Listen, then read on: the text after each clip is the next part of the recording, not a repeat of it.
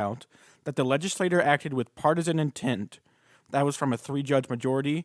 They wrote that in the decision according to the New York Times. The other 2 judges in this 5-judge appellate court dissented from the opinion, but 3 judges was all it took, and so the map was shot down. They said that the New York State lawmakers need to draw a new map by the end of the month and bring that back to them as they try to come up with what they're going to do for this 2022 election cycle in terms of what the districts are going to look like. As usual with some of these redistricting maps and things like that, there's going to be probably a legal battle. The Democrat governor, Kathy Hochul there in New York, has indicated that she is ready to battle this, ready to take it to court, and she wants those districts that were originally proposed to be the ones that are in place, obviously, because she's a Democrat, and these districts are very beneficial to Democrats. And so that's why she would have a vested interest in keeping those and why she wants to take it to court. So, it's hard to tell at the moment what's going to come of that. There's obviously going to be a lot of battles, a lot of maybe multiple courts that we'll have to go through before it's going to be decided. So even though it got shot down, there's nothing official. It's not set in stone for the 2022 election because of these subsequent lawsuits that could happen. But at the very least, it is a good sign for Republicans that this court in New York, which the New York Times actually said was should have been a favorable court towards Democrats, meaning that some of the judges on there were a little more left-leaning. Even they said, we're not going to let you gerrymander these districts. These districts are obviously disenfranchising people by making them so beneficial for Democrats and making it impossible for Republicans to win in a lot of districts. And so it's a good sign for Republicans that even a historically left-leaning court was able to overturn that. Hopefully it will be upheld, but in any case, it's a good sign. And it's not the only good sign that Republicans were able to have over the last week in redistricting. Another one that's probably made more headlines is what is going on in Florida. So according to the New York Times, Florida passed a redistricting proposal from New York Governor Ron DeSantis on Wednesday. It was pretty much the opposite of New York's map in the sense that this very much favored Republicans. There was going to be 4 new Republican districts that would be created by this map, and it would eliminate 3 historically Democrat districts. So obviously, huge gains for Republicans there if that were to be upheld. The Senate passed that bill on Wednesday, and then the State House followed that up by passing the bill on Thursday. It came across DeSantis' desk today, and he signed it. But it wasn't without a lot of noise from the left and from Democrats, especially when it was going through the House. There was a group of Democrats who showed up and began to make their concerns known in a rather loud manner. So we have a clip of that we can show you guys right now.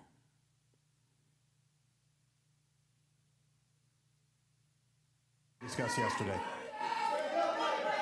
Members, we will either go into structured debate or we will call the previous question. Representative Renner, you're recognized for a motion. Here, Mr. Speaker, I move the previous question on the bill. Representative Renner moves the previous question on the bill. This motion is not debatable and requires a majority vote. All in favor, say aye. All opposed, no. So, obviously these people do not represent every Democrat. We understand that, that there are probably wild people on both sides. I'm sure there are some Republicans who would make similar demonstrations, and we would denounce those if they were to happen. But I think, as a general rule, when you see something like this, when you see a bill that is supposedly controversial being passed, when there is one side who is going into the chamber and screaming and making a huge scene, typically that's not the side that you want to be on. There are exceptions, of course, but when people are kind of acting foolishly like that, it kind of gives you a sense as to their reasoning and as to which side is being more logical.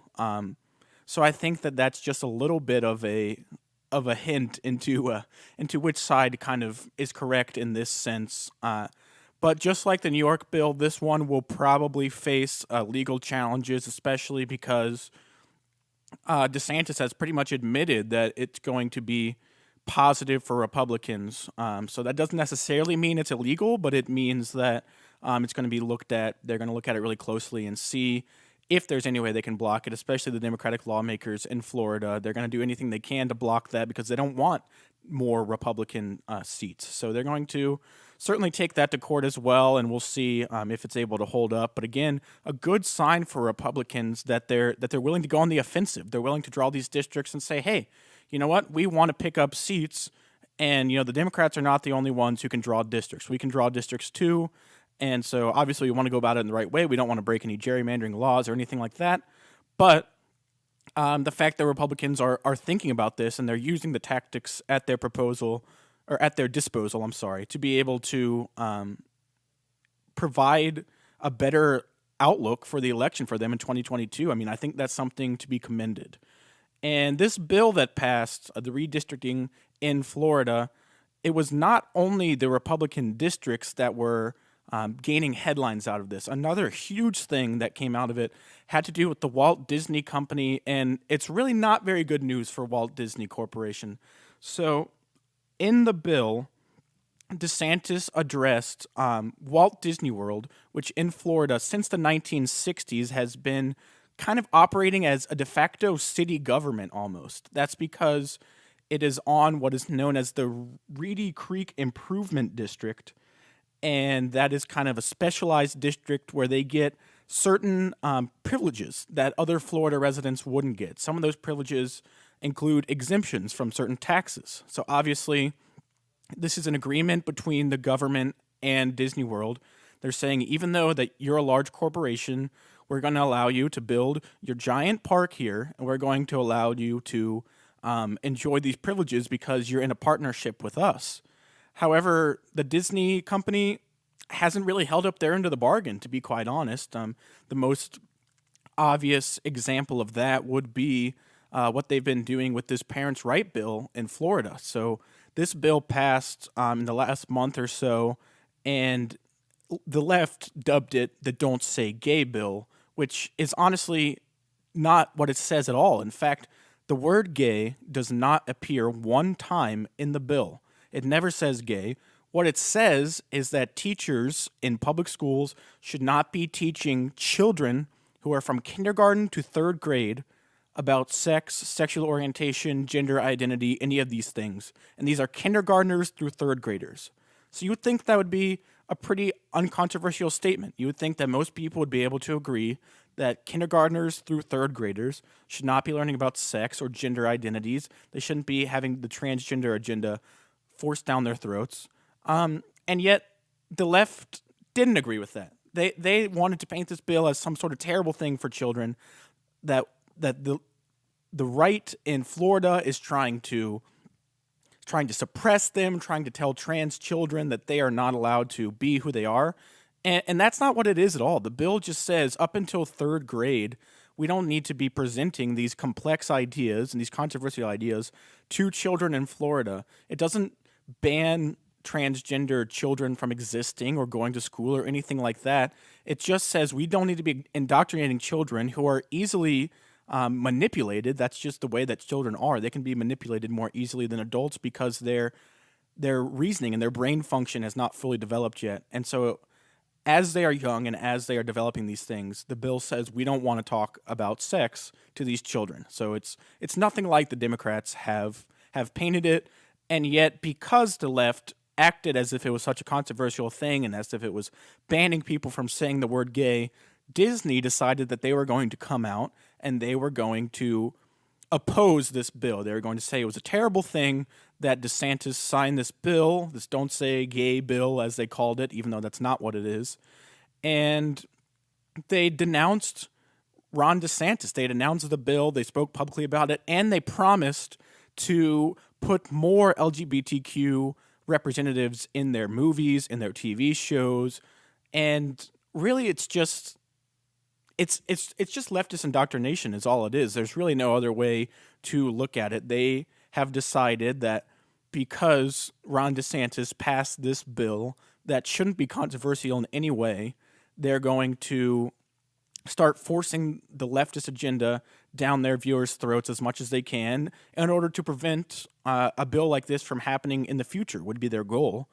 And quite honestly, that's their right to do if they want.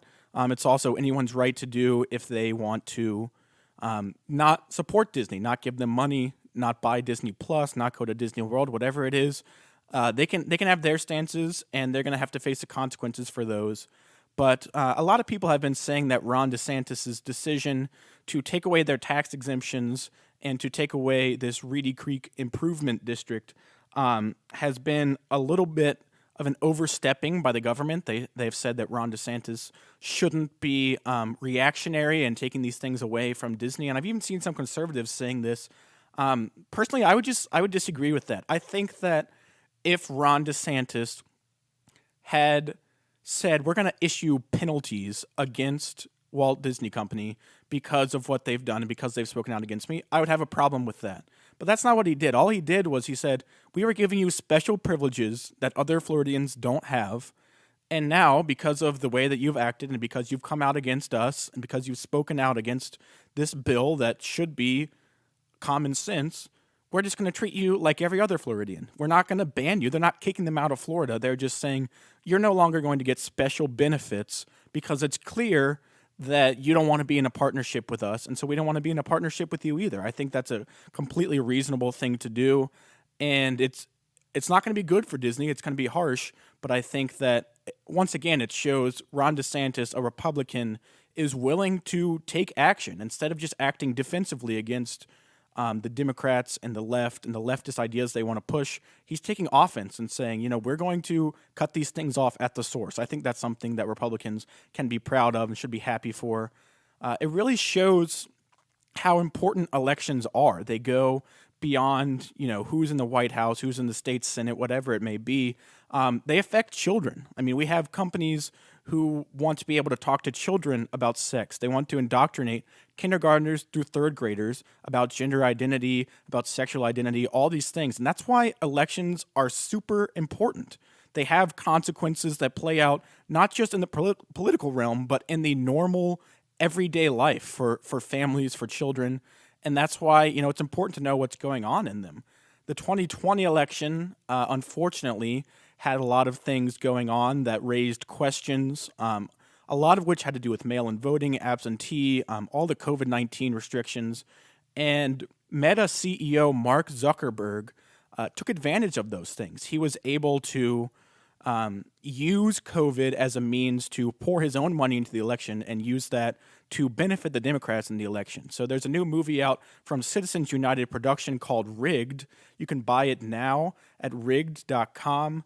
And our own Josh Manning here at the Western Journal had a chance to sit down with Citizens United president David Bozzi and talk to him about this movie, talk to him about what exactly it was Zuckerberg did in the 2020 election that was so beneficial for Democrats. And so we had the chance to play that video for you now. We hope you enjoy it. And joining us now is president of Citizens United, co-creator of the film Rigged, and President Trump's 2016 campaign manager, David Bozzi. Dave, thanks so much for taking time to be with us. Oh, my pleasure. Thanks for having me back. So, David, I think it's a week to the day, maybe, since Mark Zuckerberg really kind of cried uncle and said, look, I'm not giving any more money. He didn't straight up say you caught him, but he all but said that. I'm not giving any more money in 2022. Have you just been basking in the glory of this for the last week? Well, you know what? There's a lot of work still to be done, but it is nice, and it's very rare to, in politics, take really a shot and get a victory very quickly. Our film debuted 2 weeks ago, yesterday, and literally in 1 week's time. And let me just say this: it shows the power of conservative media now. Back a couple of years ago, even, there was no way this would have happened. The mainstream media, just like the Hunter Biden laptop story, is not covering the story. Only very few articles in the mainstream press have appeared. But the pressure on Zuckerberg came from a deluge from conservative media. That power is unbelievable today, and everybody watching here, everybody participating, it's because of you guys. I mean, it's really unbelievable what we've been able to accomplish. Mark Zuckerberg threw his hands up and said, no more, no mas. We're not going to do it again. Now, do I believe him? Not necessarily. But so we're going to, it's the old Reagan trust but verify, right? And we're going to watch him very closely. We're going to make sure that no other left-wing billionaires fill his shoes behind him while we're not looking. Well, it was so that's a great point. It was so overt. I can't believe they're not going to try something again. We know that they, but what's the old maxim for communism? A lie is the truth as long as it advances communism. A lie is the truth as long as it advances leftism. We know they will try something again. We don't know what it is. I was going back through the film recently, David. And by the way, if you'd like to get a copy of the film, you can go to rigged2020.com and get a copy of this film. President Trump says it is now his favorite movie. You can get a copy of President Trump's favorite movie at rigged2020.com. It's funny. He said he compared this film to Citizen Kane and Titanic, which was of course a joke. Which was of course a joke, but it was really incredible, the power of this film. And folks, like you said, can go to rigged2020.com. And you can stream it on any device anywhere around the world. And it is really an incredible thing to see. We've had over 60 people in 60 countries stream this film, wherever they are. And it's been pretty remarkable. Because it's groundbreaking. This is so much worse than any... I got to think. I think that pretty much anything we've ever caught them doing in the past. I think this makes Watergate look like nothing. Watergate was a small break. This is $400 million. And like I was saying, I was rewatching parts of the film earlier this week, and I wanted to get your comment on something. The Chan Zuckerberg Foundation, which is kind of where this money was sort of laundered through, on their leadership team, they had a guy named David Plouffe. Can you tell us just a little bit about David Plouffe? Well, David Plouffe is a very successful Democrat operative. He was Barack Obama's architect and campaign manager when he won the White House. There is no better Democrat operative today than David Plouffe on their side of the aisle. And so for Mark Zuckerberg to think that, let me just altruistically put this money into this foundation and I'll have David Plouffe run it because he's a well-known, respected guy. But he forgot about the partisanship. He forgot that David Plouffe was going to make sure that the money was spent, the science, the data was used to make sure it assisted Joe Biden. And the numbers are staggering. When you talk about $400 million, they gave money to this thing called the Center for Tech and Civic Life, a really remarkable, very old Soviet-sounding organization, to be honest with you.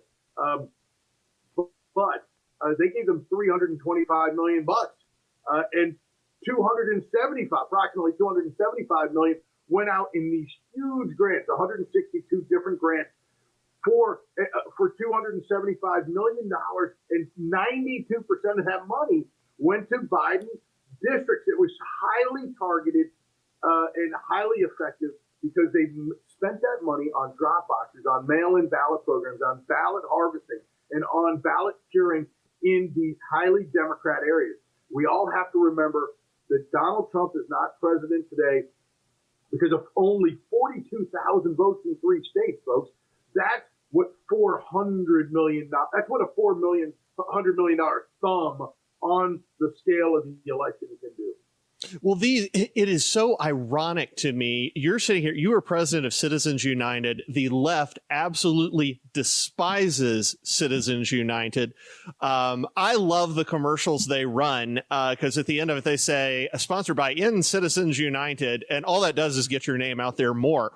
Citizens United, sure. People think of that and they think of money in politics. They should be thinking about freedom.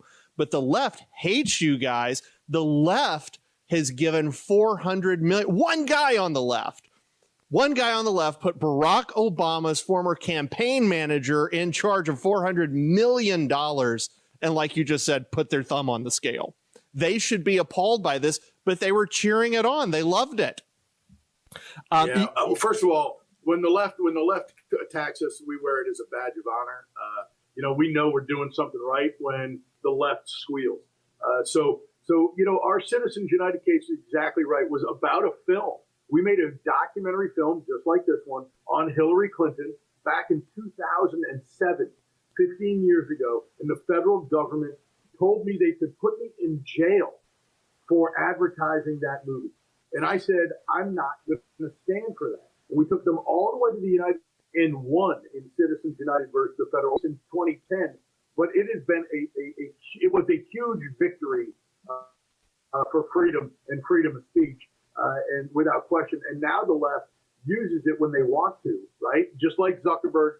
Oh, it's okay for Zuckerberg to spend $400 million. By the way, through these dark money, which is what they despise, C3 organizations, which has no regulatory scheme whatsoever. They have no disclosure requirements whatsoever. The only reason we found it is because we dove into their tax returns. The Center for Tech and Civic Life 990, their annual tax returns, which just came out in January, guys. This only happened in January. We uncovered it and we put it together very quickly. And now Mark Zuckerberg is saying he's not going to do it again. So it's a huge victory for the film. And I think everybody should go to rigged2020.com and stream it for yourself so you can get the facts and evidence, so you can tell your friends and family how this election was rigged in 2020. David, I was thinking about that this morning and how you guys came up with all of this and how you did it so quickly. Are there people, there's got to be more documentation out there. Are people continuing to look through tax returns, 990s, continuing to try to find where all of this money went? Or have we pretty much determined, oh yeah, it went to the left. We know where all of it went. It's accounted for. It went to the left. Yeah, so we don't necessarily know all of that, and I think we will learn more. What really has to happen is figuring out the 400 million, really continuing to do a deep dive as we learn through these investigations. There's an ongoing investigation in Louisiana. There's an ongoing investigation in Wisconsin, and there needs to be more. More states' attorneys general have to dive into and audit the money. Where did it come from? Who was directing the money from the Chan Zuckerberg Initiative through the Center for Tech and Civic Life? And then how did that money get dispersed? Who was making the decision? Where did that money end up? Because that's an incredibly important story so that we make sure. Because one issue is that we caught them doing it and now we can tell people how it was rigged. But as important is to make sure they can't do it again.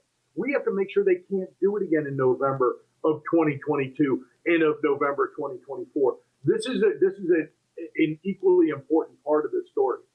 So two last questions here. Quick question about Georgia. There's a segment in the film on Georgia. What happened there? I think it was $50 million went from CTCL to Georgia. 50 million Zuckerbucks went to Georgia. President Trump, they report that he lost Georgia by a very small number of votes. Yeah, you're right. Exactly. So the Center for Tech and Civic Life, you're right, $50 million of Zuckerberg's money went into Georgia. $45 million came from the Center for Tech and Civic Life. And 94% of that $45 million went to Biden districts for the drop boxes, for the ballot harvesting, for the absentee ballot program, for the ability for them to cure ballots, for the employees and the equipment used to count the ballots. Quite honestly, it's just astonishing that this was allowed, and that Brad Raffensperger allowed this to happen. To me, it's a dereliction of duty. How do you look the other way? I know the guys in the cover of COVID was a powerful aphrodisiac, right? It was something that people said, oh, everybody understands we're in COVID, so we can do these things. Our election integrity is the most important thing. If we can't trust the vote and who's counting the votes, we're no different than these third world countries that we look to. That's good. Last quick question. How do we avoid this in the future, David? How do we keep this from happening again? How do we keep another election from being stolen out from under Republicans? Yeah, it's a great question. Look, sunlight is the best disinfectant, right? That's what our grandmothers used to tell us, and it is true. And that's why this film, Rigged, is so important for everyone to watch and see, so that they can understand exactly for themselves the facts and evidence and be able to explain it easily to their friends and family. Because they're not going to hear it in the mainstream media.